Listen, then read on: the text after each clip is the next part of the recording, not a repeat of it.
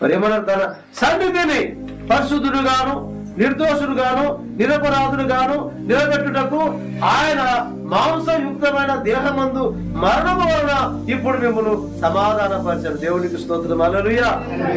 ఆయన మన కొరకు సమాధాన బలిగా ఆయన శిలువలో బలి అయ్యారు. దాని వలన మనమందరము ప్రభు సన్నిధిలో మన పాప జీవితమును, మన పాత జీవితమును, క్రోధ జీవితమును, వ్యతిరేక జీవితమును, అబద్ధాల జీవితమును, వ్యభిచార జీవితమును, దొంగ జీవితమును, మరి చెడు అలవాట్ల జీవితమును ప్రభు సన్నిధిలో మరి ఒప్పుకొని విడిచిపెట్టి, ప్రభువా నేను పాపినను క్షమించమని నిజంగా వేడినట్లయితే, నిజంగా ప్రార్థన చేసినట్లయితే యేసయ్య ఈ రోజు నీకు మరి నిన్ను చూస్తున్నాడు. తన రెండు చేతులు చాచి ఆయన రమ్మంటా ఉన్నాడు. ప్రేమనేది విన్నారా, ఆయన నిన్ను క్షమించడానికి సిద్ధంగా ఉన్నాడు. నువ్వు సిద్ధంగా ఉన్నావా?